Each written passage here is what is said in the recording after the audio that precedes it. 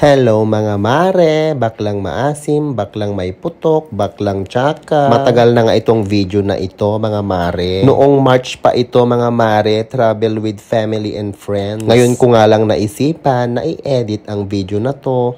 Kasi ngayon ko lang naisip. O, diba? Syunga-syunga lang ang vadet. Sa video na nga ito, makikita nyo, nagsusulat ng aking kaibigan ng pangalan niya. Sa bansang Antarctica, Keme ang kanyang bagahe. Mga bakla, wag nyo nalang pansinin yung mga nakasulat sa mga video. Kasi nga, sinave ko lang din yan galing sa TikTok. Keme. Hindi ko ba alam, ngayon ko lang naisip na lagyan ng voice over ang mga video ito. Siyempre, hindi mawawala ang ganda-gandahan ni baklang mangkukulang. Sasabihin na naman ng isa dyan, late up manahimik ka na lang at mag-scroll up, mare. At boogs. Ayun na nga mga mare. Pagod sa biyahe ang bakla. Kaya nagtanggal muna ng mga liba. Hindi naman pwedeng lalabas ka na maasim, may liba. Dahil baka hindi ka magustuhan ng maafam. Keme. Dahil nga dyan, ganda-gandahan muna tayo. Magpa-fresh. At magkuskus at labatiba. Keme. Basahin mo na lang yung caption. Keme. Dahil ni isa dyan, wala naman ako. Keme. Dahil nga patapos na ang pagliligo, ang vadet. Ayan na. Rumampa na. Magi-start na tayo ng rampa, mga vadet. Bibili sana ako neto, kaso inaisip ko hindi sila kasali sa budget. Kaya ang bakla, naglakad-lakad na lang, baka may maharvat. Okay lang kahit thunders, basta may anjo. Keme. Ayan na nga ang vadeng, nagpa-video na sa kanyang friend. Pero sa panahon na yan, galit na galit si vadeng. Dahil hindi ko nga magustuhan yung angulo ng video niya. Sabi niya kasi magaling siya. Yun pala, bida-bida ang vadet. Sabi ko mag-start yung frame ng video sa aking pero dahil X ang video. At after nga nun, dito na tayo sa mga prutas. Nag-curious lang ang bakla kung anong lasa ng prutas dito. Dahil yung mangga kasing haba ng aking baba. Tawa ka na naman pero totoo, diba? Real talk. Sabi ko nga kay Mudrabel, stickman natin ang mga prutas, mother. Aba si motherfucker, sabi niya, ako din gusto ko ng pinya. Tinatanong nga niya sa akin kung ano daw yung powder na yun. Sabi ko, ang powder na yan ay pampasikip. Keme. Tapos naloka si mama. Makeme ka, sabi mo asin. Yun pala,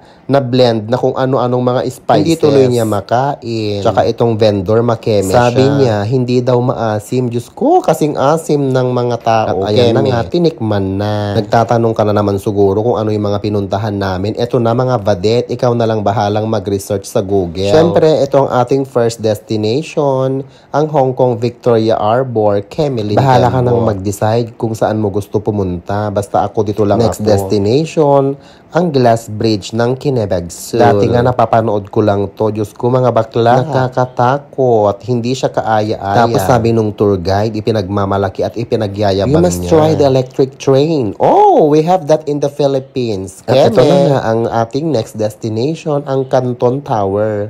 Kantot mo ko, Keme. Ang bilis naman ng video. Ibang destination agad, pero iba-ibang, Keme. Iisang outfit, pero maraming destination. Alam mo na. Hindi pwedeng mag-exceed sa ating bagahe. Magbabayad tayo mga vadet. Siyempre, gabi na. Medyo maasim na ang vadet. At kinaumagahan, ayan na nga ang vadet. Ganda-gandahan malala si bakla. Tapos napadaan na naman ako sa store. Sabi ko, bibili ako. Pero I changed my mind. Dagdag gastos lang mga vadet. Hindi naman yan important. Ang mahalaga is nakapag-travel at matikman mo yung food nila. Hindi ko alam mga vadet. Hindi ako mahilig bumili-bili ng mga pasalubong. Kaya nga minsan may mga friend akong nag-ask, saan na ang pasalubong? Bakit? Nagtrabaho ba ako doon? Keme. Hindi mo talaga ako maasahan sa mga ganyan, vadet. Ang bilis ng video, ibang destination na naman tayo mga vadet. O diba? Akala mo Tagaytay lang. Yun pala sa China kung saan nanggaling ang coronavirus, Keme. Siyempre pagod ang vadet, kailangan mo munang kumain. Para may lakas ka sa susunod na laban, Keme. Tapos eto na nga mga badeng, patapos na ang video. See you on my next travel. Bye-bye!